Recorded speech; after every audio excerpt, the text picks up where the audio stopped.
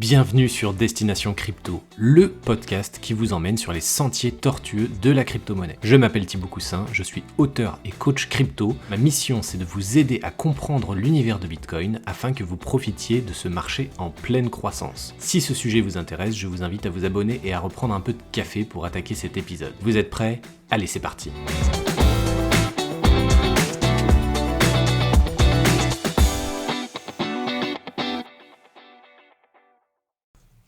Bonjour à tous et bienvenue dans ce nouvel épisode de podcast. Aujourd'hui, je ne voulais absolument pas faire d'interview, je voulais vraiment revenir sur un livre que je viens de terminer qui s'appelle 21 leçons enseignements tirés de ma chute dans le terrier du lapin Bitcoin de Gigi, l'auteur.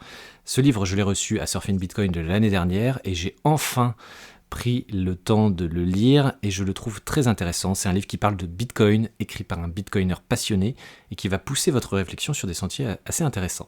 Bitcoin est un objet un peu particulier, on peut l'approcher de différentes façons. Ça peut être le volet philosophique, le volet économique, le volet monétaire, le volet technologique. Il y a plein de façons d'aborder Bitcoin. Et le livre se répartit en 3 thématiques, philosophie, économie, technologie. Dans chacune de ces thématiques, il y a 7 leçons, ce qui donne au total 21 leçons, et qui vous donne vraiment des aspects intéressants de Bitcoin et va vraiment pousser un peu votre réflexion au-delà de ce qu'on peut trouver dans d'autres livres. Donc ce que j'ai fait, c'est que j'ai relevé un point dans chacune des thématiques, donc un point sur la philosophie, un point sur l'économie, un point sur la technologie, des points qui m'ont semblé particulièrement pertinents dans chacune de ces parties.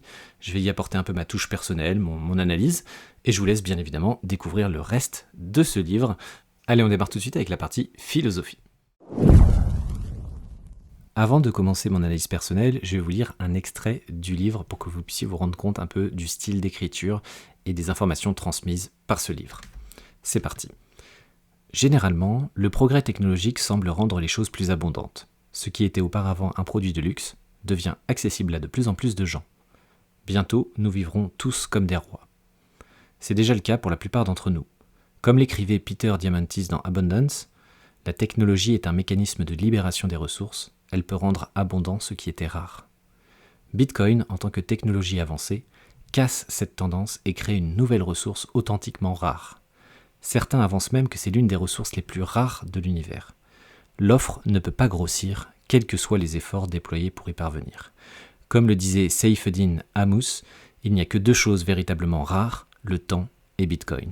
Ce qui m'a particulièrement plu dans cet extrait, c'est que, vraiment dans une époque de consommation de masse, Bitcoin nous a appris ce qu'était la véritable rareté. On sait qu'on est censé consommer, on est incité à consommer de façon massive. C'est pas dans notre ADN, mais c'est une sorte de stratégie où on nous incite constamment à consommer parce que c'est bon pour la croissance, parce que c'est bon pour l'emploi, parce que c'est bon pour tout un tas de choses, qui fait qu'on sait que c'est bon de consommer et qu'il est indispensable de consommer.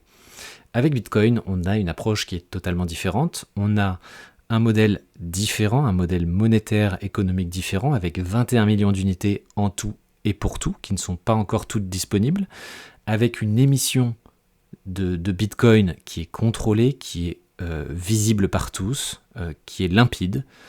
C'est un modèle, une émission qui est certes, il y a de nouveaux Bitcoins qui arrivent sur le marché toutes les 10 minutes à chaque fois qu'il y a un bloc qui est validé avec des transactions, mais c'est un modèle qui certes émet des Bitcoins toutes les 10 minutes, mais qui est déflationniste. Avec le halving tous les 4 ans, les Bitcoins émis se divisent par 2 tous les 4 ans, et donc on a une émission qui est fiable, qui est visible, qui est limpide, et qui diminue tous les 4 ans. Ça, c'est complètement à contre-courant, un contre-pied total du modèle économique classique que l'on visualise avec une planche à billets qui peut tourner, avec du quantitative easing, avec des gens qui peuvent décider de comment va être menée la politique économique. Là, avec Bitcoin, code is law, donc le code fait foi, il n'y a pas d'intermédiaire avec des humains qui peuvent prendre des décisions pour jouer sur certaines variables d'ajustement, qui peuvent augmenter la masse monétaire, qui peuvent prendre des décisions à contre-courant de la population, ce genre de choses. Avec Bitcoin, c'est dans le code informatique, c'est clair, c'est net, c'est open source, tout le monde peut le consulter s'il le veut, et on sait comment ça fonctionne, et on sait que l'émission est prévue de cette façon-là, et que cette émission diminue tous les 4 ans, et qu'aux alentours de 2140, il n'y aura plus du tout de Bitcoin émis. Voilà, il y aura 21 millions de Bitcoin en tout et pour tout, et un point c'est tout.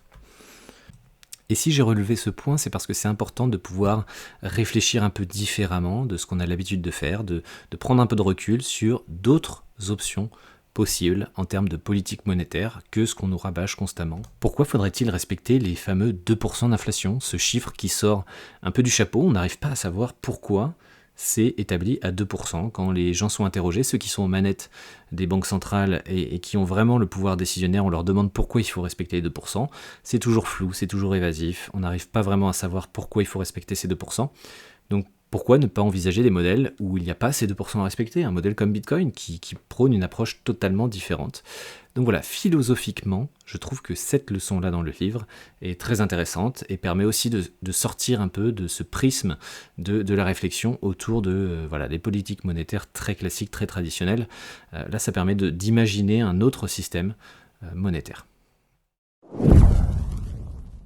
On arrive sur la thématique de l'économie et là aussi, je vais forcément vous citer un extrait du livre. C'est parti. Pour comprendre un nouveau système monétaire, il faut apprendre à connaître l'ancien. J'ai très vite réalisé que la quantité d'éducation financière reçue au sein du système scolaire était à peu près égale à 0. Comme un enfant, j'ai commencé à me poser bon nombre de questions. Comment fonctionne le système bancaire? Comment fonctionnent les marchés financiers? Qu'est-ce que la monnaie fiduciaire? Qu'est-ce que la monnaie normale? Pourquoi existe-t-il autant de dettes? Combien de monnaie est véritablement émise? Et qui décide de ça? Après une légère panique face à l'ampleur de mon ignorance, je me suis senti rassuré lorsque j'ai constaté que j'étais en bonne compagnie. Comme disait Denis, j'ai plus appris sur la finance, l'économie, la technologie, la cryptographie, la psychologie, la politique, la théorie des jeux, la législation et moi-même pendant les 3 derniers mois dans la crypto que mes 3 années et demie à l'université.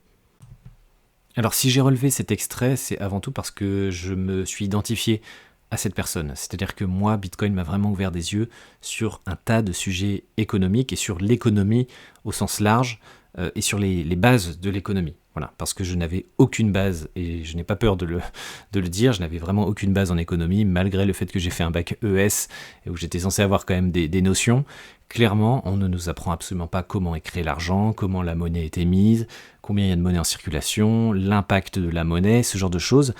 On n'en a absolument pas notion, on n'a pas du tout ces réflexes-là basés sur notre éducation scolaire. Et ça, c'est vraiment quelque chose qui a été développé grâce à Bitcoin, grâce à cette nouvelle approche. Pour découvrir les forces de cette nouvelle approche qu'est Bitcoin, j'ai dû aussi me rendre compte des faiblesses de l'ancien modèle, le modèle actuel, on va dire, qui est le modèle l'argent-dette, avec tout un tas de termes qui semblent compliqués. En fait, c'est toute une réflexion, une philosophie, une économie que l'on n'a absolument pas, ou en laquelle on n'est pas du tout préparé, on n'est pas du tout éduqué là-dessus. Et moi, c'est grâce à Bitcoin. C'est ce levier-là qui m'a permis de me rendre compte d'un certain nombre de choses économiques et qui m'ont permis aussi de me rendre compte qu'il y avait des choses sur lesquelles c'était vraiment n'importe quoi et je préférais une alternative qui me semblait beaucoup plus juste, beaucoup plus équitable avec un modèle comme Bitcoin. Même si Bitcoin n'est pas parfait, ne peut pas s'appliquer partout pour gérer toute une économie, ça c'est complètement un autre débat. Dans tous les cas, Bitcoin a eu le mérite de m'ouvrir les yeux sur les enjeux économiques de demain. Dans cet esprit, je vous invite à vous poser 3 questions.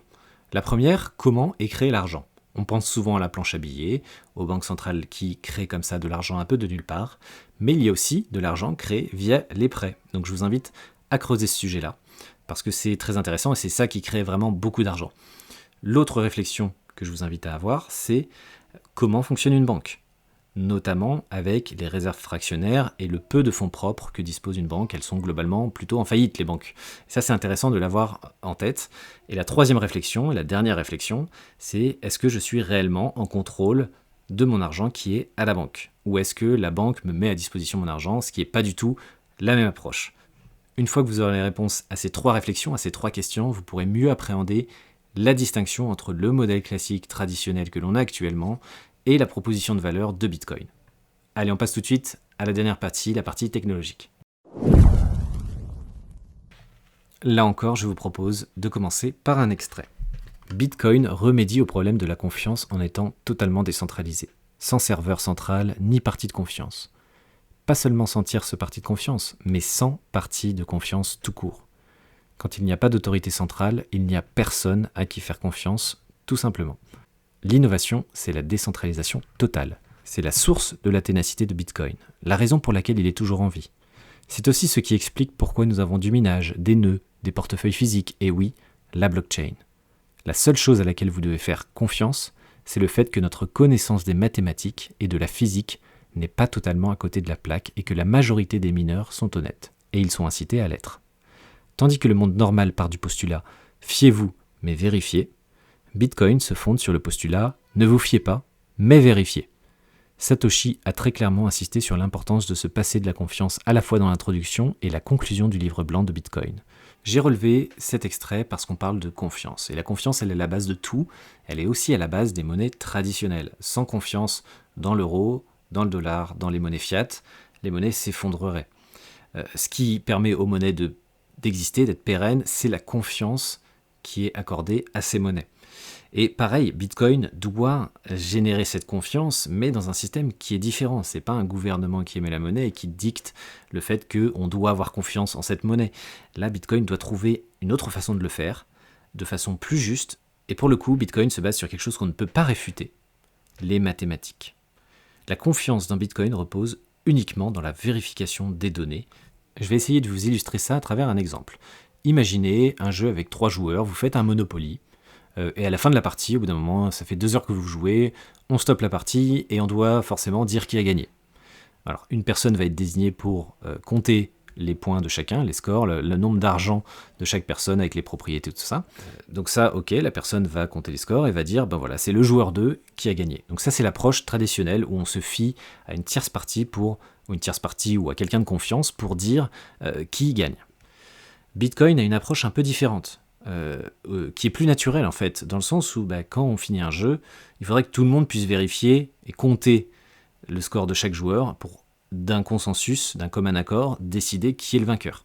Donc là, l'idée, ce serait que chacun compte les scores des 3 joueurs et dise à l'unanimité, et bien voilà, c'est telle personne, c'est tel joueur qui gagne, parce qu'on a tous compté chacun de notre côté, on a tous vérifié les données, on est tombé sur un consensus qui nous permet d'affirmer avec certitude que c'est cette personne qui gagne le jeu. L'approche de Bitcoin, elle est plus comme ça. L'approche du modèle traditionnel est plus sur une tierce partie qui va dire qui a gagné. Et ça change vraiment fondamentalement les choses. Bitcoin se base tout simplement sur le langage le plus universel qui soit, qui est irréfutable, les mathématiques. Donc Bitcoin met vraiment tout le monde d'accord sur ce plan-là et renforce petit à petit la confiance des utilisateurs au fil des années. Voilà, c'est tout pour cet épisode, un épisode un peu plus court parce que c'était une réflexion autour de ce livre. Je vous invite à lire ce livre, 21 leçons, enseignements tirés de ma chute dans le terrier du lapin Bitcoin. Je vous ai partagé 3 leçons avec un petit décryptage, une petite analyse personnelle, mais vraiment je vous invite à découvrir les 18 autres leçons qui sont tout aussi bien les unes que les autres. Et si vous n'êtes pas au courant, sachez que j'ai écrit moi-même une dizaine de livres sur cet univers Bitcoin, donc n'hésitez pas à aller voir sur mon compte Twitter ou tout simplement en tapant mon nom, mon prénom sur Google, vous trouverez tout sur Amazon, voilà, c'est très facile de trouver la liste de mes livres. Je ne m'étends pas plus, c'est la fin de cet épisode, j'espère que ça vous a plu et je vous dis à très bientôt pour le prochain épisode. Salut à tous!